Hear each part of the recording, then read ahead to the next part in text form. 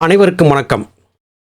நாம் கண்ணுடைய வள்ளல் என்கிற மகா ஞானி இயற்றி திரு அருட்பிரகாச வள்ளலார் பதிப்பித்த ஒழிவில் ஒடுக்கம் என்கிற தூய ஞான நூல் தொகுப்பை வாசித்துக் கொண்டிருக்கிறோம்.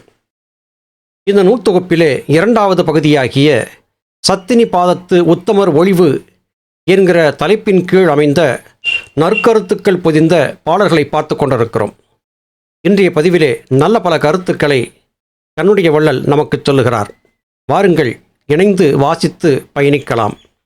பஞ்சு மலமும் பசு அனந்தமும் பதியும் மஞ்சு தொழிலும் அவத்தைகளும் கிஞ்சறிவும் கேட்டுச் சரியாதி செய்து கிலேசம் கெடா காட்சி மெழுகில் கனகம் கான். அழகான வார்த்தைகள். இந்த யோகப்பாதையிலே பயணிப்பதற்கு 4 நிலைகள் சொல்லப்படுகின்றன. அவை யாவை என்றால் சரியை, கிரியை, யோகம், ஞானம். சரியாதி என்று சொல்லியதால் சரியை முதலாக இந்த 4ஐயும் படிப்படியாக அடைய வேண்டும் என்பது கண்ணுடைய வள்ளலின் கூற்றாகிறது.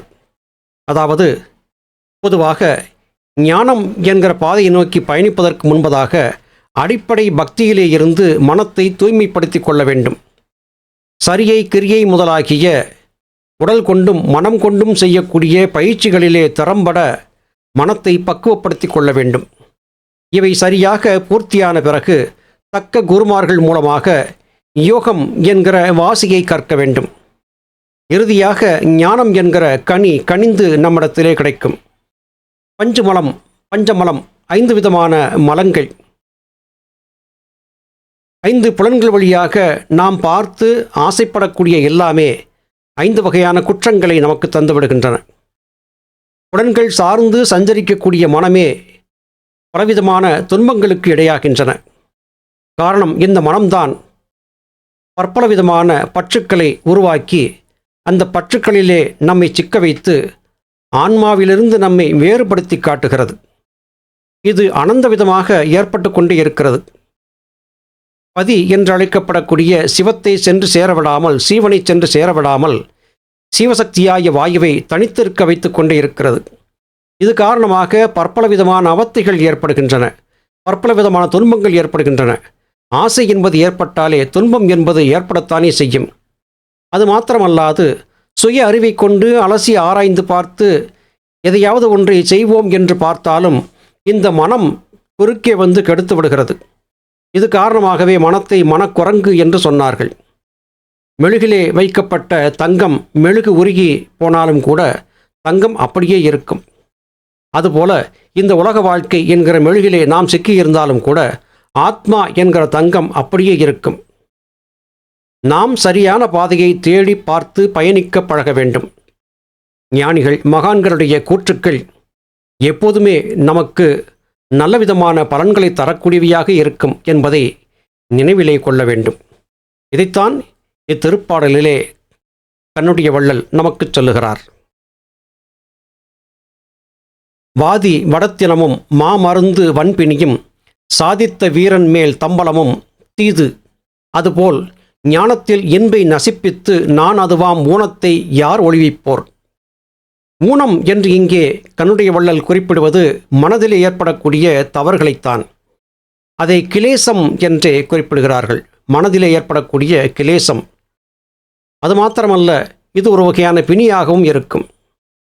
வடத்தினமும் மாமருந்து வன்பிணியும் சாதித்த வீரன் மேல் தம்பலம் என்று குறிப்பிடுவதால் ஒரு வீரன் எத்தனைதான் பற்பல விதமான உடற்பயிற்சிகளை செய்து தேகத்தை கட்டுக்கோப்பாக வைத்து கொண்டாலும் கூட தம்பலம் என்று அழைக்கப்படக்கூடிய போதை வஸ்துக்களை பயன்படுத்திவிட்டான் என்றால் அவனுடைய வீரமும் வியர்த்தமாகி போகும்.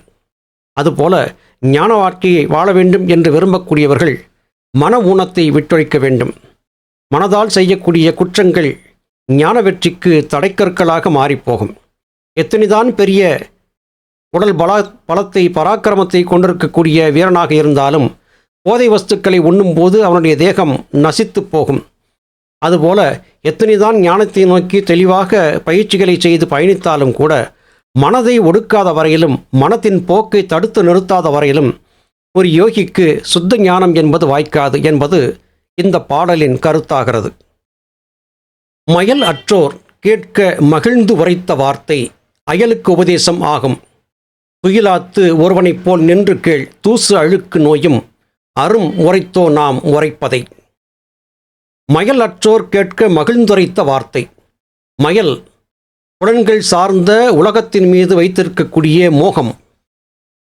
மயல் என்பது மையல் என்று நம்மால் சொல்லப்படும். மையல் என்பது மோகம். இந்த உலக வாழ்க்கையின் மீது புலன்கள் சார்ந்து நாம் பார்க்கக்கூடிய, கேட்கக்கூடிய, சுவைக்கக்கூடிய, நுகரக்கூடிய, தொட்டறியக்கூடிய உறுப்புகளின் மீது நாம் கொண்டிருக்கக்கூடிய ஆசை என்பது மோகம் என்றாகும்.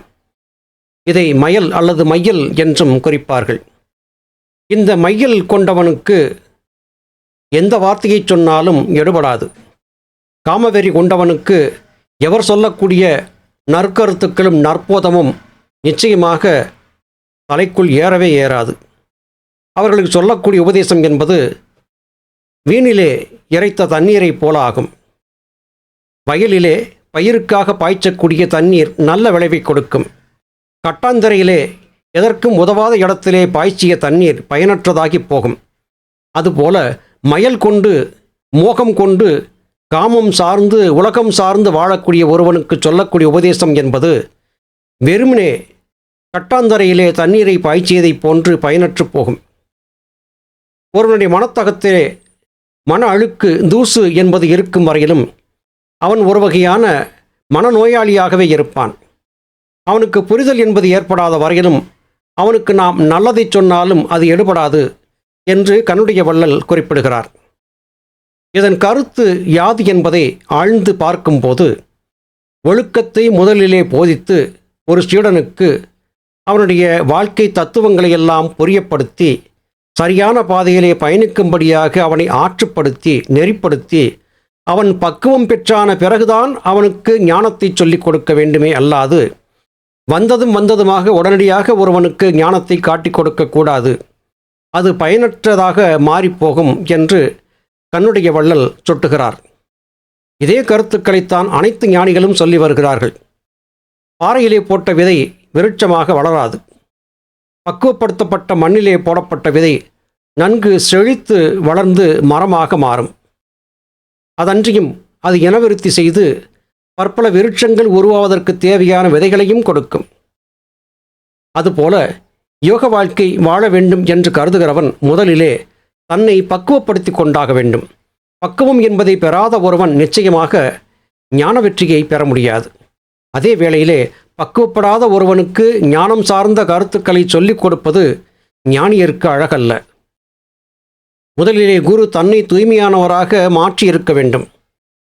தூய்மையான நிலையில் இருக்கக்கூடிய குரு தன்னுடைய சீடர்களுக்கு தூய்மையின் மகத்துவத்தை சொல்லிக் கொடுக்க வேண்டும். சீடர்கள் தூய்மையாக மாறிவிட்டார்கள் என்பதை உறுதி செய்தான பிறகுதான் அவர்களுக்கு ஞானத்தை போதிக்க வேண்டும் என்பதே இன்று நாம் பார்த்த இந்த பாடல்கள் வாயிலாக கண்ணுடைய வள்ளல் நமக்கு சொல்லக்கூடிய கருத்துரையாக இருக்கிறது. அருமை சகோதர சகோதரிகளே, தூய மனம் பெற்றிருந்தால் சிறிதளவு முயன்றாலும் கூட ஞானிகள் கரம் கொடுத்து மேலேற்றிவிட ஞானம் சுலபத்திலே சித்தியாகும். மன தூய்மை என்பது இல்லாத வகையிலும் நாம் எத்தனைதான் கடுமையாக பயிற்சிகளை செய்தாலும் வெற்றி என்பது எட்டாக்கனியாகவே மாறிப்போகும் என்பதே கருத்து. நல்லது சகோதர சகோதரிகளே, மீண்டும் அடுத்த பதிவிலே உங்களை சந்திக்கிறேன். அதுவரையிலும் நன்றி, வணக்கம்.